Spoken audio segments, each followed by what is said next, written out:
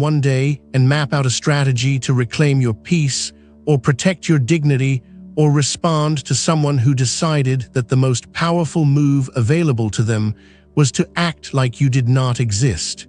You simply got tired.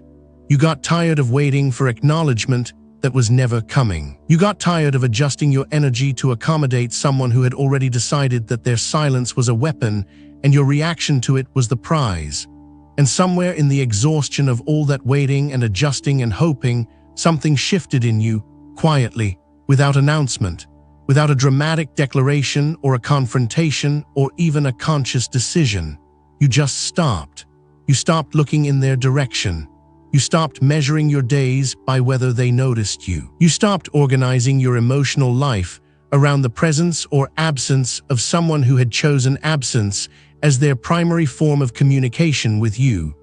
You moved on, and that movement, that quiet, undramatic, completely unintentional shift in your focus, destroyed them in ways that nothing else could have. I want to talk about what actually happened here, not the surface version, not the simple observation that ignoring someone back tends to bother them. I want to go deeper than that, because what you walked through and what you are currently experiencing on the other side of it is not just a social dynamic. It is a spiritual one. And understanding the full depth of what happened is going to change the way you see yourself, the way you carry yourself, and the way you move into every relationship and every season that comes after this one. Let us start at the beginning, because to understand why you're ignoring them destroyed their ego, we have to understand why they ignored you in the first place. People who use silence as a weapon are not operating from a position of strength. I know it feels like strength when you are on the receiving end of it. When someone who used to engage with you, used to acknowledge your presence, used to respond to you, suddenly goes quiet. The silence has a weight to it that can feel enormous. It can fill a room. It can fill your thoughts at 3 in the morning. It can make you replay every recent interaction, looking for the moment where things shifted and what you might have done to cause it. It can make you question your own value in a way that very few other experiences can. Because there is something uniquely destabilizing about being present in a space and being treated as though you are invisible by someone whose opinion of you matters or used to matter. But here is the truth about the person who weaponizes silence. They are not operating from power. They are operating from fear. Specifically, they are operating from the fear that direct engagement with you will not go the way they need it to go. They fear that if they actually confront the issue or the dynamic or the reality of the relationship directly, they will lose. They fear that you are more capable in direct engagement than they are. They fear that their position will not hold up under honest examination. And so rather than engage honestly and risk exposure, they choose the tool that does not require them to be exposed at all. They choose silence, because silence carries no accountability. You cannot argue with silence. You cannot demand that silence justify itself or prove its case. Silence just sits there, doing its work, while the person deploying it maintains a position of total deniability. And for a while it worked on you. I am not saying that to shame you. I am saying it because it is true, and because acknowledging that it worked for a season is important to understanding why what happened next was so significant. It worked because you are a person who values connection. You are a person who takes relationships seriously. You are the kind of person who, when something breaks, wants to understand why and wants to fix it if fixing is possible. The silence disturbed you because it represented a broken connection that you had not consented to breaking and had not been given any information about how to repair. You were left holding the weight of a rupture you did not cause and were not given the tools to address. And that is a uniquely cruel position to be put in by someone who claims or claimed to have some form of care for you. But something happened, and this is the part I really want you to sit with. At some point, the silence started doing something it was never designed to do. Instead of pulling you toward the person wielding it, constantly reaching and wondering and trying to decode what you had done wrong and how you could make it right, It started pushing you inward, toward yourself, toward God, toward the parts of your own life that had been neglected while you were investing so much emotional energy in trying to figure out what was happening in someone else's inner world. The very tool they used to make you feel small started creating space in you, space that had previously been occupied by the anxiety of their opinion and the management of their perception of you. And into that space, slowly and then all at once, you started to return to yourself. That return was not loud. It did not look like a victory from the outside. It probably looked, if anyone was watching, like nothing in particular. You started focusing on your work. You started investing in the friendships and relationships that were actually reciprocal.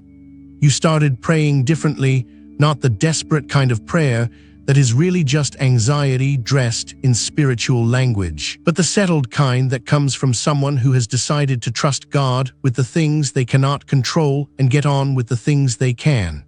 You started laughing again, not the performed laughter of someone trying to signal to their ignorer that they were fine, but genuine laughter because something genuinely was funny and you were present enough in your own life to notice it.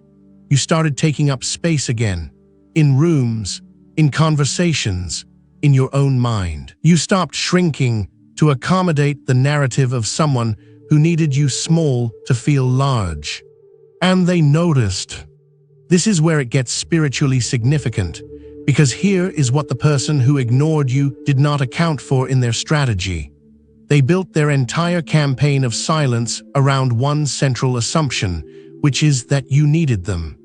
That your sense of self and your sense of worth and your ability to move through your days with any kind of peace or confidence was dependent on their acknowledgement. They assumed that withholding that acknowledgement would create in you a kind of hunger that would ultimately bring you to them on their terms. They assumed the silence would make you smaller and more manageable and more willing to accept whatever version of the relationship they decided to offer when they finally decided to offer something. They assumed, in other words, that they were more important to your inner world than they actually were, or more important than you would eventually allow them to be. And when you stopped reacting, when the hunger they expected to produce in you did not materialize the way they planned, when you simply moved on and started building your life and your peace and your joy around things that had nothing to do with whether they were paying attention to you, something happened in them that they were completely unprepared for. Their strategy stopped working. And a strategy that stops working is not just ineffective, it is destabilizing. Because if you have built your sense of power in a relationship around your ability to control another person's emotional state through silence, and that person's emotional state stops being controlled by your silence, you have not just lost a tactic. You have lost the narrative you were telling yourself about who you are in relation to that person. You have lost the story where you are the one with the power and they are the one who needs you. And losing that story is an ego event of the first order. Now I want to take you into scripture because this dynamic is not new and God has been speaking about it and illustrating it and giving his people wisdom about it since long before any of us were alive. I want to talk about Leah and Rachel because their story contains something that speaks directly to what you have experienced and what you are currently walking through. Leah was the unloved wife. That is the language the Bible uses without softening it. Jacob loved Rachel and Leah was the one he had been given, the one he had not chosen, the one whose presence in his life was the result of her father's deception rather than his own desire. Leah lived in the shadow of being ignored by the person whose acknowledgement she most wanted. She could feel it every day. She did not have to imagine whether Jacob noticed her or preferred someone else. The preference was visible, and the noticing, or the lack of it, was a constant reality of her life. And in the beginning, Leah responded the way many of us respond to being ignored by someone whose attention we crave. She tried to earn her way into his acknowledgement. Her firstborn son she named Reuben, which means see, a son, because she said, surely my husband will love me now. Her second son she named Simon, which means one who hears, because the Lord heard that I am not loved. Her third son she named Levi, which means attached, because now at last my husband will become attached to me. Every name was a prayer for the attention of someone who was directing his heart elsewhere. Every child was an attempt to finally produce the acknowledgement she had been reaching for. But somewhere between Levi and her fourth son, something shifted in Leah. Something that I believe is one of the most quietly powerful moments of personal transformation in all of Scripture. She named her fourth son Judah, which means praise. And she said, "This time I will praise the Lord." No mention of Jacob. No reference to whether he would now love her or notice her or finally turn his heart in her direction. Just praise. Just a woman who had spent years reaching towards someone whose gaze was pointed elsewhere and had finally, in the deepest and most genuine sense, redirected her own gaze. She stopped looking at Jacob to find her worth, and she looked at God instead. She stopped measuring her value by the acknowledgement she was or was not receiving from someone who had consistently chosen to give it to someone else. She found something in God that the love of Jacob, even if it had come, could never have fully provided. And here is the part of Leah's story that I need you to receive because it is directly relevant to your situation. Judah, the son born in the moment of Leah's redirection, is the son from whose line the Messiah came. The lineage of Jesus Christ runs through Judah, through the son born not in desperation and reaching, but in surrender and praise. What Leah produced in her lowest, most redirected, most fully surrendered season became the most significant thing in her entire story.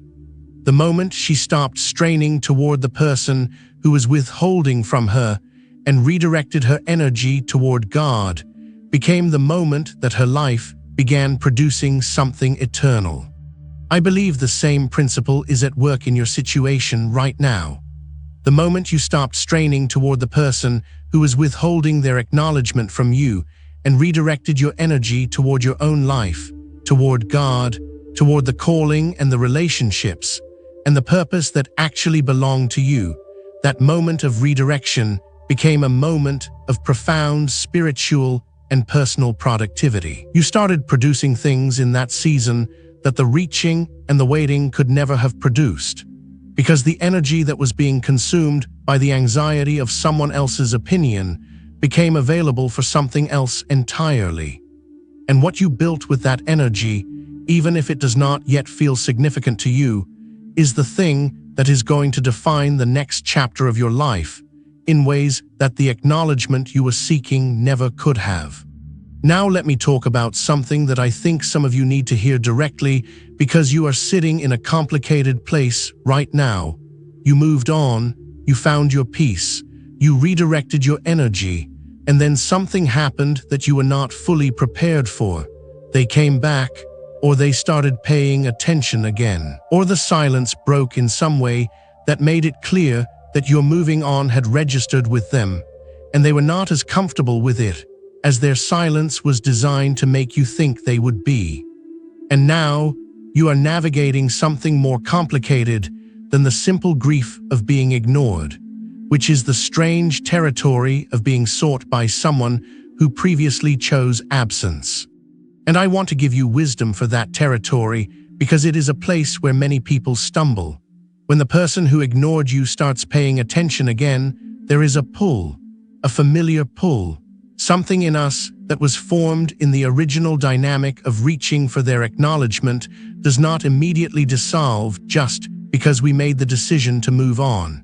It is still there.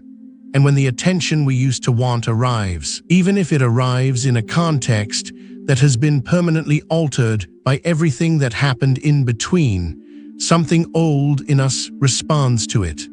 Something that wants to say finally and reach back and allow the dynamic to reset to a version of what it was before. Resist that pull, not because restoration is never possible, not because people cannot change or relationships cannot be rebuilt on healthier foundations, but because the pull you are feeling is not actually about the future. It is about the past. It is about the unhealed part of you that still has an unmet need from the original dynamic. And meeting the present moment with a past wound is not restoration. It is repetition. And you have already learned what repetition with this particular dynamic produces. What you need to do instead is evaluate the situation from the person you are now, not the person you were when the ignoring began. The person you are now has walked through something, has built something in the silence, has discovered something about your own capacity and your own resilience and your own worth that the original dynamic was actually preventing you from discovering. And that person deserves to approach every relationship, including this one, if it is going to be approached at all, from that place of hard-won self-knowledge, rather than from the old hunger that their silence was designed to exploit. I also want to speak to something that might be stirring in some of you, which is a kind of quiet satisfaction at knowing that you're moving on bothered them. And I want to be honest with you about that feeling rather than rushing to correct it. That satisfaction is human. It is the natural response of a person who is made to feel powerless, suddenly discovering that they were not as powerless as the dynamic suggested. It is the feeling of a person who was positioned as the one who needed the other, suddenly seeing evidence that the need was actually mutual or perhaps even reversed. That feeling makes sense. Honor it. Do not be ashamed of it, but also do not let it become your primary motivation going forward.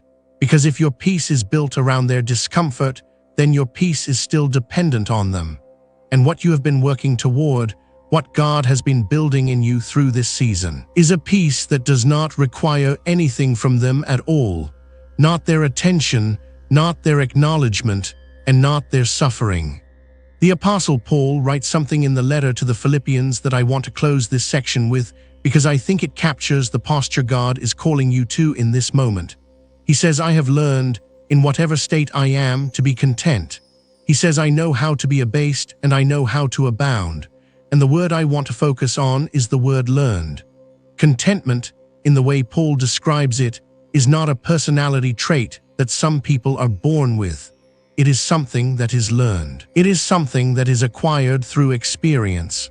Through the specific experience of being in circumstances you did not choose and discovering that God is sufficient in those circumstances. Paul wrote those words from prison. He wrote them having been beaten and shipwrecked and abandoned by people he trusted and misrepresented by people he had served. He wrote them from the lived, embodied experience of someone who had discovered that the contentment available in God was genuinely independent of whatever was or was not happening in the circumstances around him.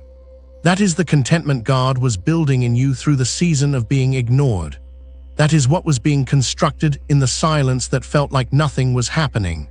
You were learning, not in a classroom with a textbook, but in the specific and irreplaceable classroom of lived experience, that your peace, your sense of self, your ability to move through your days with dignity and purpose and genuine joy is not contingent on any human being's decision to acknowledge you. That is not a small lesson. That is one of the most significant and liberating things a person can know about themselves. And it took being ignored to learn it, which means the person who thought they were punishing you was actually, completely without intending to, giving you one of the most valuable gifts of your life.